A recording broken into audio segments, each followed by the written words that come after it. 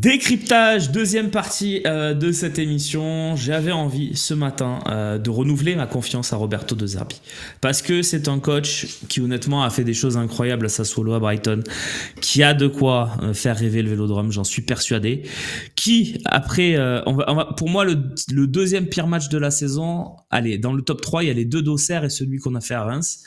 Après le premier de ces trois matchs, il s'est totalement réinventé, il a reconstruit son équipe, il a refait une structure qui nous a permis de totalement surprendre nos adversaires et de maîtriser nos matchs pendant 2 mois. Je lui demande de refaire la même chose. On me dit que Seb est avec moi. Bah écoute, salut Seb, si tu m'entends. Tu m'entends bien ? Ouais. Ouais, ça y est, je t'entends. Bonjour Seb. Bah, ce que je te propose, c'est que je développe rapidement ce petit point et puis que tu réagisses avec moi. Allez, cool. Je suis content que tu sois là, en tout cas, pour m'épauler dans cette émission. Donc, je disais, oui, je pense qu'il est capable de se réinventer et qu'il va falloir le faire parce que nos adversaires nous lisent trop bien.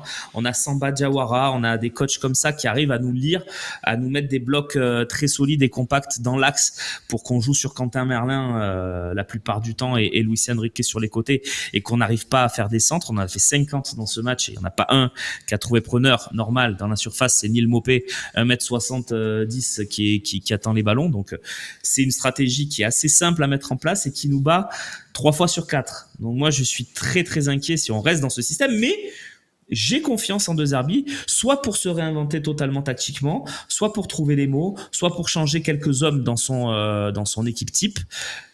En tout cas, pour nous redonner du plaisir et de l'espoir. Parce que finalement, comme je le disais tout à l'heure, Seb, la saison, elle n'est pas encore morte. Il y a encore largement de quoi aller chercher cette place en Ligue des Champions. Le truc, c'est que j'ai revu le match et franchement, les 20 premières minutes, Reims n'est pas sorti de son camp. Mais c'est même pas qu'ils sont pas sortis de leur camp, c'est qu'ils sont pas sortis de leur surface.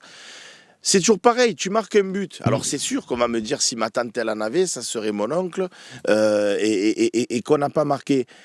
Mais il faut un concours de circonstances où Balerdi il se blesse. Derrière, il veut quand même continuer parce qu'il sait qu'on a besoin de lui pour qu'il soit impliqué sur l'action. Ou le japonais de Reims, il fait un crochet. Tu vois qu'il est pâteau, tu le sens qu'il n'est pas en jambes, tu le sens. Et d'ailleurs, il sort derrière puisqu'il est blessé. Et tu prends ce premier but.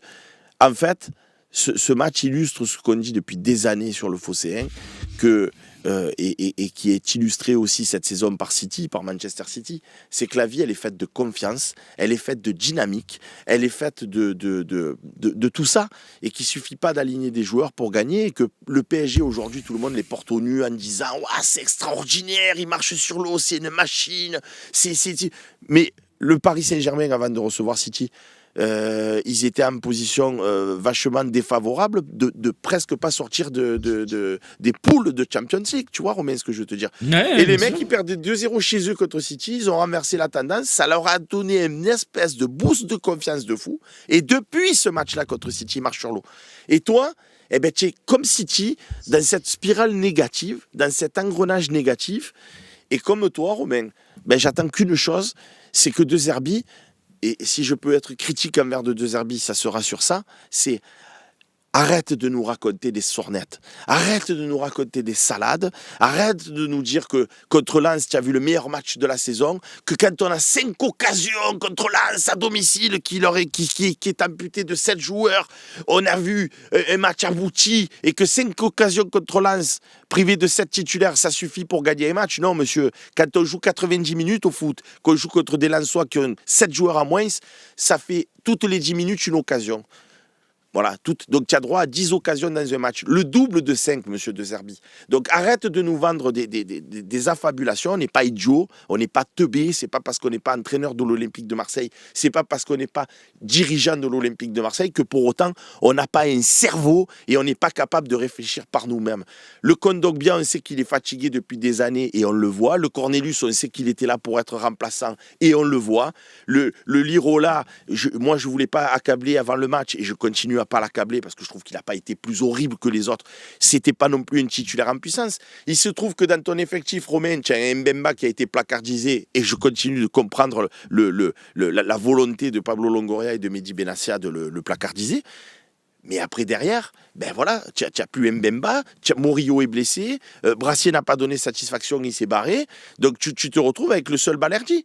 Et tu bricoles. Tu te rends compte qu'en plus, si tu rajoutes en défense Luis Felipe, et le mec, il est blessé, tout, c'est Kondogbia-Bis. Le mec, il fait un match, il est blessé 6 matchs. Il fait un match, il est blessé 6 matchs. Et ne viens pas, frérot, sois honnête. Quand on te demande de signer à l'Olympique de Marseille, tu dis non, j'ai pas les copies. Moi, je suis allé en Arabie Saoudite, laissez-moi tranquille. J'ai plus le niveau. Allez, sois honnête intellectuellement, quoi. Je sais pas. Viens pas aider un club quand tu peux pas aider un club. Ou alors tu dis, je signe, mais pour juin. Tu prends pas un salaire de maintenant jusqu'en juin. Si tu es là venu, on n'est pas à Merano. Tu n'es pas venu pour te remettre en condition physique, frérot. Tu es venu pour jouer des matchs avec l'OM. Voilà. Donc, et en plus, maintenant, Balerdi s'est blessé. Donc, moi aussi, comme toi, j'attends qu'il se réinvente de Zerbi. Mais je te dis, Romain, je sais pas comment il va faire. Eh bien justement, je te propose qu'on prenne ces 6 ou 7 minutes qui nous restent dans cette partie pour essayer de trouver des ressorts possibles. Alors, pour moi, il y en a plusieurs. Alors déjà, il y a le bâton, ce qu'il est en train de faire, c'est-à-dire de leur gueuler dessus pendant 3 jours, la commanderie, etc. Ça a marché une fois, quand il les avait isolés à Malmort, mais il n'avait pas fait que ça. Il avait réinventé quelque chose de tactique. Alors moi, je pense qu'il y a quelque chose à faire tactiquement. C'est de repasser dans le 4-2-3-1 du début de saison, où on était capable de beaucoup mieux jouer les transitions, d'être beaucoup plus létal offensivement. Avec les joueurs qu'on a dans l'effectif, je pense qu'on est totalement capable de le faire.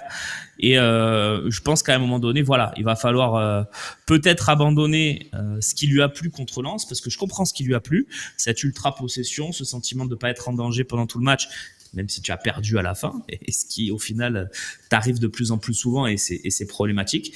Mais je pense qu'il faut qu'il reparte sur son idée de base. Le 2 Herbie-Ball, ça se joue à 4 derrière. Le 2 Herbie-Ball, ça se joue pas dans ce système sampaolesque d'ultra-possession. Et le 2 Herbie-Ball, c'est un 4-2-3-1 ou un 4-3-3. Si tu veux mettre Rabiot avec 2 autres milieux autour de lui, pourquoi pas un 4-3-3, mais en tout cas c'est pas une défense à 5. Donc déjà, moi je pense qu'il faut que là, il a une semaine, il a même 8 jours entre Reims et Toulouse. Branle-bas de combat, on remet tout à plat, on lui donne confiance, parce que moi je sais qu'il a les ressorts. C'est un coach qui tactiquement est beaucoup plus intelligent que moi, beaucoup plus intelligent que la plupart des suiveurs de foot, mais il va falloir qu'il le montre. Il va falloir qu'il trouve la clé pour contourner ces fameux blocs bas, parce que pour l'instant, après 8 mois d'Olympique de Marseille, il l'a pas trouvé. Mais je garde quand même confiance, et vraiment, je l'attends au tournant, lui, contre Toulouse. Je pense qu'il est capable de nous ramener les 3 points, de trouver les bons joueurs pour faire ce système-là, ou garder son système, mais peut-être avec d'autres joueurs. En tout cas, il faut qu'il trouve quelque chose. Romain, on est quand même d'accord pour dire que j'ai du mal à comprendre pourquoi, et je rebondis sur ce que tu viens de nous expliquer, je suis d'accord avec ton propos. Pourquoi les coachs, quel que soit le club, ils ne peuvent pas garder leur structure équilibrée comme il fait avec Guiri, Rabiot, Greenwood, ce système tactique qu'on a et qui me va très bien au demeurant quand tu joues Lille, quand tu joues Monaco, quand tu joues Paris, ça, on est d'accord. Quand tu joues Nice. C'est-à-dire que tu as appris à tes joueurs à jouer comme ça. Et cette formule, elle est équilibrée, comme tu le dis, elle rassure, on maîtrise, etc. Très bien. Tu joues Reims, tu joues Lens, tu joues des mecs qui sont tous derrière. Ça sert à quoi d'avoir 3 défenseurs ? Ça sert à quoi d'avoir 3 défenseurs, en fait ? Qui en plus sont pas des défenseurs. Qui en plus ne sont pas des défenseurs. Et derrière, Romain, tu le sais comme moi, pour déstabiliser un bloc bas, il y a 2 solutions. Soit tu as des joueurs ultra techniques, qui ne sont pas forcément des dribbleurs, mais qui sont ultra techniques.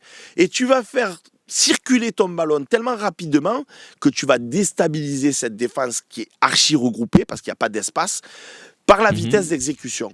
Mais ça, il faut une équipe qui se connaît par cœur, et il faut des joueurs hyper talentueux pour le faire. Bon. Et qui est en confiance. Bon. Si tu n'as pas ça, si tu n'as pas cette capacité pour contourner les blocs bas, tu peux avoir aussi, j'envoie dans la boîte, je fais du kick and rush comme au rugby, et on y va physiquement. On n'a pas non plus ces qualités-là. Donc il te reste un truc, il nous reste une arme à nous, d'accord ? C'est la capacité de percuter les défenses adverses par le dribble. Or, dans cet effectif, il y a qui, si on fait le nombre de personnes qui savent éliminer à 1 contre 1 un adversaire, il y a qui ? Il y a Greenwood qui sait le faire. Je dis qu'il y a qui sait le faire en potentialité. Je ne dis pas qu'ils le font bien. Je dis, il y a Greenwood qui sait le faire. Il y a Jonathan Rowe qui sait le faire. Luis Enrique, quand il n'a pas envie de se cacher, qu'il ne se cache pas derrière son ombre, il sait à peu près le faire. Il y aurait Aminarit qui sait le faire, mais il est blessé. Et il y a Gouiri qui sait le faire. Bon. Donc tu as 4 joueurs. Pourquoi, quand on va à Reims, tu n'as pas une équipe où tu as Gouiri devant, Ro à gauche, comment il s'appelle, Greenwood à droite, Dejic à gauche et Enrique à droite, parce que Dejic, dans sa façon d'apprendre le foot, il sait le faire aussi. Et là, tu passes avec une équipe contre des blocs bas où tu as Dejic, il peut éventuellement faire une différence. Je ne dis pas il va faire la différence. Je dis il peut tenter de faire une différence. Est-ce que c'est un joueur pour l'instant qui vient d'arriver et qui n'a pas donné la plénitude de son potentiel? Tout à fait. Mais Dejic, on peut imaginer qu'il arrive à le faire.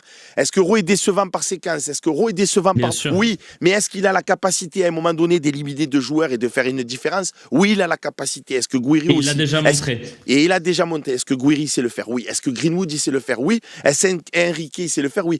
Tu peux jouer un début de match contre Reims où tu as 5 joueurs de percussion, 5 joueurs qui vont attaquer. Et toi, tu joues avec un Merlin. Et en plus, je me permets d'ajouter, ça t'empêche pas d'avoir les joueurs de contrôle. Ça t'empêche pas. Parce que tu peux quand même avoir tes 2 milieux de terrain, plus Balerdi, plus Kondogbia si tu veux avoir un peu de contrôle derrière. Ça ne t'empêche pas d'avoir ça. Sauf donc, que le Roberto De Zerbi, il s'est enfermé, et ça c'est peut-être la faute des dirigeants aussi, il a un effectif où il veut faire jouer Holberg, il veut faire jouer Rabiot, il veut faire jouer Benasser. Tout le public de tout le monde veut faire jouer Rongier. Et je comprends quand on voit que ça a été encore le moins mauvais sur le match de Reims. Donc quand tu as Rabiot, Holberg, Benasser, Rongier, et que tu veux le faire jouer tous les 4, eh ben tu enlèves les Ro, tu enlèves les ci, tu enlèves les là, et tu fais plus une équipe avec des attaquants, tu fais une équipe avec des milieux de terrain qui sont tous Rongier, Rabiot, alors Rabiot dans une moindre mesure, mais Rongier et Holberg, à la base, c'est là pour défendre, c'est pas là pour créer des brèches, c'est pas là pour créer des espaces, c'est pas là pour marquer des buts, même si on a vu que Rongier savait le faire à Reims. Rabiot, c'est pas l'homme que j'ai vu le plus percuté de ma vie, et encore moins des défenses archi regroupées. Et c'est pour ça qu'il faut qu'il se réinvente. C'est pour ça qu'il faut se réinventer, parce que ça marchait bien. Parce qu'on avait un Greenwood en feu. C'est ça. Ça marchait bien pour ça aussi. Là, en ce moment, il est un peu en dedans. T'as plus beaucoup de moyens de créer des occasions. Donc, en tout cas, je pense qu'il va falloir qu'il se réinvente. Et c'est quand même un message positif. Hein. Je pense que c'est ce que j'entends aussi chez toi, qu'on est en train de lancer ce matin. C'est pas mort, mais réveillez-vous. Faites un truc qui va être fonctionnel pour les 21 points à aller chercher, et après cet été on verra. L'été, on le vivra pas pareil si on est en Ligue des Champions ou si on est en Europa League. Hein. Romain, tant pis si on dépasse un petit peu et qu'on donnera la parole évidemment à nos lecteurs, et si on doit finir un peu plus, là on est dans un moment de tension, on prend le temps qu'il faut pour dialoguer avec tout le monde. Les amis, moi ce que je voudrais vous dire, c'est la chose suivante, c'est on peut avoir un club à peu près stable une fois dans notre vie. Est-ce qu'en ce moment, on est nul? Oui. Est-ce que Romain et moi, on est dépités, et Slim, et tous les supporters de l'Olympique de Marseille avec nous, est-ce qu'on est dépités par ce qu'on voit sur le terrain? Totalement. Mais tous les gens que je lis sur Twitch, que je lis dans les commentaires, et De Zerbi démission, et cassez-vous tous, et Rabiot, en fait, personne il en voulait, et Holberg, en fait, il était sur le banc à Tottenham, et en fait, on n'a que des caves, et en fait, on n'est que des mastres et tout. C'est à cause de ce genre d'attitude que à l'Olympique de Marseille, on ne construit jamais rien sur la durée, les frérots. Alors défoulez-vous tant que vous voulez si ça vous fait plaisir. Je sais bien qu'on a le sang chaud, je sais bien que moi aussi j'ai envie d'envoyer tout bouler, je sais bien que s'il y avait mon ami René, il serait là à tirer sur tout le monde. Oui, Romain. On est totalement d'accord sur le constat que tu fais et ce que tu dis, je suis totalement d'accord. Mais les supporters ont aussi compris, et c'est ce qui explique, je pense, cette colère, que la qualification en Ligue des Champions, elle est capitale pour qu'on continue de grandir, parce qu'on sent bien que Rabiot, s'il n'y a pas la Ligue des Champions, il va se barrer. On sent bien qu'il y a un problème de Zerbi si on ne va pas en Ligue des Champions. On sent bien qu'il y a peut-être des joueurs dans l'effectif qui vont partir, ou d'autres qui ne viendront pas si on n'est pas en Ligue des Champions. Et ça, je pense que les supporters l'ont compris, parce qu'on est tous en train d'avoir peur de ne pas être en Ligue des Champions. Romain, aussi pour ça. Romain, oui, je t'en prie, vas-y. J'entends ce que tu dis. Je vais raconter une anecdote qui est toujours la même. Ça fait 100 fois que je la donne, mais elle est tellement vraie que c'est obligé, dans ce moment-là de l'émission, de le dire. Un jour, j'ai discuté en off avec Robert Pires après le salon des légendes. Je lui ai dit, Robert, comment ça se fait qu'à Metz, tu étais un joueur extraordinaire, à Arsenal, un joueur fabuleux, en équipe de France, franchement, nickel, et à l'OM, tu as été correct. Mais tu n'as pas été du niveau de Metz avant et pas été du niveau d'Arsenal après. Absolument. Il m'a dit, parce qu'à l'OM, il y a une pression, Seb, tu t'imagines même pas. Mon premier match d'entraînement, pas mon premier match, mon premier entraînement à la commanderie, Seb, il me dit... Je suis en train de faire des tours de terrain, il y a un mec qui me dit « Oh Robert, tu n'as pas intérêt de te louper cette année, on est l'OM, tu as compris, parce que sinon on sera là pour te rappeler qui on est et tout. » Il m'a dit « J'étais dans mes petits souliers. » Façon de parler, il ne me l'a pas dit comme ça, moi je l'interprète comme ça. Donc le Robert Pires de Metz, le Robert Pires d'Arsenal qui a rayonné, il n'était pas... Donc on peut donner un peu comment dirais-je, il nous reste 7 matchs. Franchement, je vous dis la vérité, on a notre destin entre les pieds. Si on gagne le prochain match à Toulouse, que ça nous remet la tête à l'endroit, que ça inverse la dynamique, qu'on arrive à faire, pas un hold-up, mais un match où on s'impose avec un peu de réussite à Monaco, eh ben la dynamique, elle est repartie. On peut finir en roue libre avec quasiment que des victoires. Il faudra négocier ce déplacement à Lille. On doit recevoir Montpellier. Enfin, le calendrier, il n'est pas non plus archi difficile. Donc, je veux dire, mettre encore des banderoles, crier encore dans le stade, mouille le maillot, casse-toi. On va inhiber les joueurs et on va vraiment finir 6e, Romain. C'est ce qui va se passer. Non, mais... À la fin de la saison, je pense qu'on dise de arbitres d'émission, qu'on fasse les comptes, ok, mais là, à ce moment-là, je pense qu'on a besoin d'être tous ensemble. Je pense, et c'est pas vivre dans le pays des bisounours. Et il faut que ça soit le cas contre Toulouse, on est d'accord là-dessus. Je te propose qu'on lance une page de pub, on continue à prendre 2-3 messages sur le sujet pendant cette petite séquence pour réserver à nos abonnés Twitch et nos abonnés MyFossé. Merci pour votre soutien encore une fois. On nous dit quand même dans le chat, Seb, qu'il y a Lille et Monaco. Ben oui, évidemment, c'est pas le... Mais ça sera les matchs les plus faciles, Romain, pardon. Parce que cette année, contre Lille, on a été plutôt bon. Contre Paris, on a été plutôt bon au match retour. Contre Monaco, à la Ligue, on a été bon. Je veux dire, tous ces matchs-là où les mecs, ils sont pas comme des morts de faim, à 10 à se tenir la main, à 10 derrière. Les mecs qui jouent au ballon, mais franchement, on est plutôt bon. Voilà, on est plutôt bon. Donc moi, j'ai moins peur de jouer contre Monaco, surtout qu'ils n'ont pas une défense assurance tout risque, eux non plus, que de jouer des mecs qui sont tous derrière et où en fait, on ne trouve pas la clé. On s'expose parce qu'on ne trouve pas la clé. Contre Monaco, on aura des occasions, ils auront des occasions, et après, ça s'appellera le facteur réussite. Je dis juste, je ne vis pas dans le monde des bisounours. Je ne suis pas un doux rêveur. Je ne suis pas là à dire paix sur la terre, harmonie, ne les engueulez pas, pêcheurs, ils font de leur mieux. Oui, secouez-vous, les frérots. Mais j'ai envie de dire aux supporters, putain, on a encore la capacité. Moi, je fais la politique de la terre brûlée quand mathématiquement c'est fini. J'ai été choqué, si tu veux, au match contre Reims, à la mi-temps, on perdait 1-0. Sur ce que j'ai vu, les 20-25 premières minutes où on a archi dominé, on n'a pas marqué, on se fait crucifier en contre, tu lis les commentaires à la mi-temps, tout le monde, si on avait pu envoyer les supporters de Twitch, de YouTube et qui nous regardent sur le terrain, mais ils auraient frappé tout le monde. Oh les gars, il y avait une seconde mi-temps. Alors certes, ça vous a donné raison, on a perdu 3-1. Mais tant qu'il y a de la vie, il y a de l'espoir. Moi, je fonctionne comme ça. C'est comme ça que et puis t'as dit toi-même qu'on avait le destin entre nous. De mes rêves. C'est tant qu'il y a de... Et je veux croire à cette Olympique de Marseille. Pourquoi Romain aussi? Pourquoi il y a des notes d'espoir?